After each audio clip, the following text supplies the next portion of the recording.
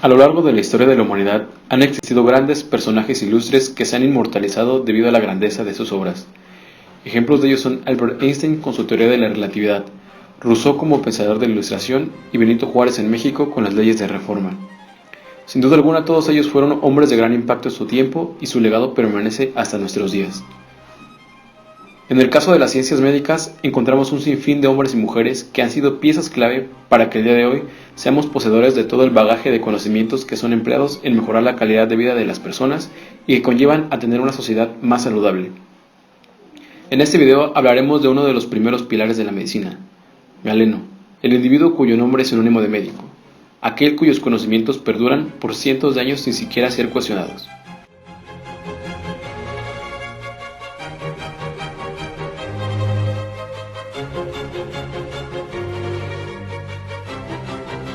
Antes de empezar a hablar sobre su magistral obra, es necesario conocer los hechos históricos que lo antecedieron y que en gran medida tuvieron influencia en el desarrollo de su intelecto. Haremos una división temporal-cultural en tres etapas. La primera de ellas, la era pretécnica, que abarca los inicios de una anatomía rudimentaria hasta el siglo VI a.C. La segunda es la etapa de la antigua Grecia o ciencia helenística, que va de los siglos VI y III a.C. Y finalmente tenemos el periodo comprendido entre el siglo III a.C. hasta Galeno, época donde se destaca el esplendor de la escuela de Alejandría. La era pretécnica, el azul antes del amanecer. El conocimiento anatómico es tan viejo como la medicina y como el hombre mismo. Se han hallado pinturas rupestres en Lascaux, Francia, y Altamira, España, en donde se aprecia a mamuts muertos y sus vísceras fuera de sus cuerpos.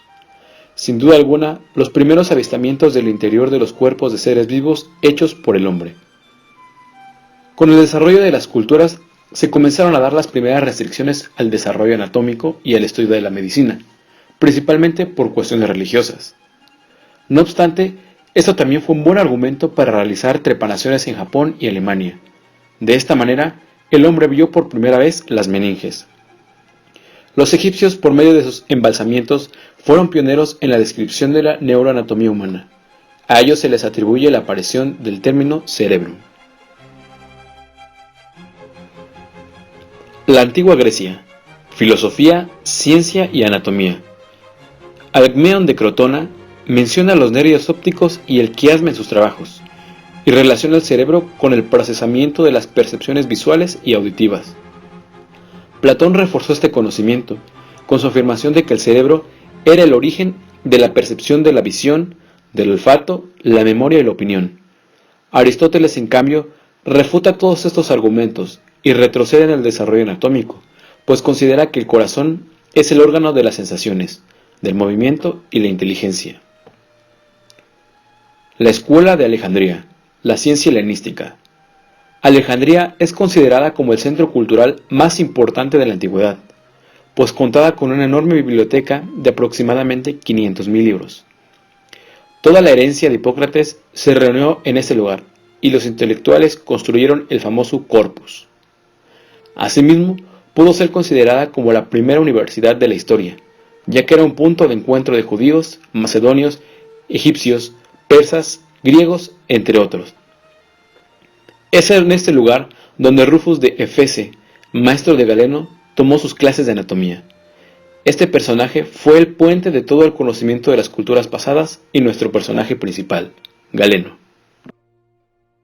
Galeno tuvo un perfil filosófico importante que desarrolló en contraposición a los epicúreos y los estoicos. La propuesta ética que formuló, fundamentada en la analogía entre enfermedades del alma y enfermedades del cuerpo, supuso activar el cometido moral de la medicina: apaciguar las sacudidas emocionales que entorpecían la función intelectiva.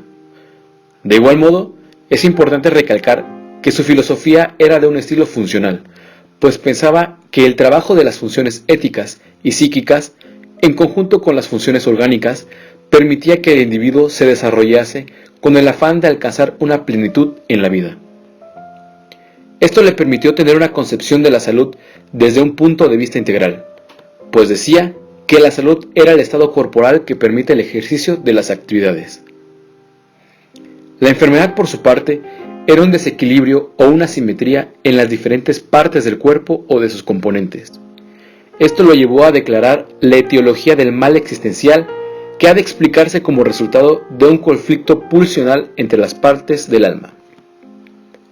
Galeno, en el aspecto ético, era poseedor de un gran carácter, forjado en la dominación de las pasiones. Usó la inspiración racional como una guía moral para su desempeño como médico. Su pensamiento filosófico lo podemos resumir en la analogía que nos regala Rosa Moreno: el desorden, la desubicación, el desequilibrio como inmoralidad y esta como enfermedad ponzoñosa para la razón. Todo lo bello se corromperá. Nadie podrá acceder nunca a la verdad. Nadie se esforzará en aprender el método lógico, al preferir la búsqueda de la gloria y el poder político. Para Galeno, la vida psíquica y la vida moral del hombre tienen alguna conexión con la vida corpórea, la cual denomina crasis. Galeno sitúa al médico y a su actividad en la cumbre de todas las actividades profesionales e intelectuales. Más aún, llegó a afirmar que la medicina era superior a la filosofía para el cabal entendimiento del hombre. Una de sus obras, Quos Animi Mores, nos explica cómo los datos de la fisiología, la práctica clínica, la dietética y la terapéutica podían ser explicados por la teoría moral y la doctrina de las cualidades. A continuación enlistaremos 3 ejemplos de ello. 1. Las diferencias entre los hombres pueden explicarse perfectamente mediante la doctrina de los temperamentos. No es necesario invocar una sustancia incorpórea que no es ni una cualidad ni una forma del cuerpo. 2. Los estados patológicos del alma, es decir, lo que hoy llamaríamos enfermedades mentales, tales como el delirio, la melancolía, el letargo, están ubicados en el cuerpo y son concebidos como resultado de un movimiento humoral. Mencionaba que el delirio era producido por un exceso de bilis amarilla en el cerebro, la melancolía como el resultado de la bilis negra, o el letargo como el resultado de la flema, o en general, una causa que enfría, con la consiguiente pérdida de memoria e inteligencia. 3. Galeno usó la línea de pensamiento basada en la dietética, en la cual explicaba el papel de los médicos al recetar lo que hoy podemos llamar recomendaciones generales. Galeno decía: un médico indicará cuánto se debe caminar, qué ejercicios debe hacerse, ordenará no sucumbir a la pereza, una tendencia peligrosa para la salud. Prescribirá leer en voz alta y ejercicios respiratorios a aquellos cuyas vías aéreas están obstruidas. Prescribirá un viaje para hacer que los intestinos se muevan lentamente. Indicará una dieta con vino como tónico y dirá cuándo debe pararse de beber vino de manera que no provoque tos irritativa. Muchos de los estudios de Galeno fueron sobre el sistema nervioso, lo que ahora llamamos neurociencias, y su interpretación de la neurofisiología está basada en el principio fundamental de Neuma, que tomaba 3 formas y tenía 3 actividades. 1. Los espíritus animales. Neuma physicon. Estaban en el cerebro, el cual era el centro de las percepciones sensoriales y el movimiento. 2. Los espíritus vitales. Neuma zoticon. Se encontraban en el corazón, el cual era el centro de la regulación del flujo de la sangre y la temperatura corporal. 3.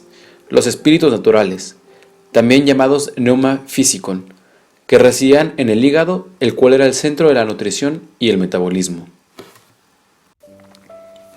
El esquema corporal de Galeno consistía en 3 sistemas interconectados. 1. El cerebro y los nervios, los cuales eran responsables de la sensación y los pensamientos. 2. El corazón y las arterias, responsables de la energía que da espíritu o energía vital. 3. El hígado y las venas, los cuales eran responsables de la nutrición y el crecimiento. El sistema de Galeno funcionaba más o menos de la siguiente manera. El cerebro era nutrido por las venas y las arterias que llevaban sangre, además de los espíritus vitales. Estos se formaban en el corazón y eran necesarios para calentar y vivificar los órganos periféricos. Durante el paso de la sangre por la rete mirabile, una red arterial localizada en la base del cráneo, los espíritus vitales se convertían en espíritus animales. Galeno consideraba que esta sustancia misteriosa era esencial para la transmisión del movimiento, y la sensación de todas las partes del cuerpo, por lo que debía tener un cambio final durante su paso por los ventrículos cerebrales. Por otro lado, algo de la sangre llegaba al corazón por medio de la vena cava, donde se unía con los spiritus vitalis que la enriquecían. En particular, la sangre llegaba al lado derecho del corazón, y de ahí pasaba al lado izquierdo a través de poros en el septum interventricular. Después, por medio de las arterias, la sangre llegaba a una red vascular especial, la rete mirabile, mencionada anteriormente, la cual estaba situada en la base del cráneo, donde era enriquecida por otros espíritus, los spiritus animalis, y pasaba a todos los órganos del cuerpo para darles vida a través de los nervios, que junto con las arterias y las venas consideraba como el tercer sistema de vasos. Sin embargo, durante la producción del neuma cerebral había productos de desecho, tanto fluidos como gaseosos, que debían ser eliminados.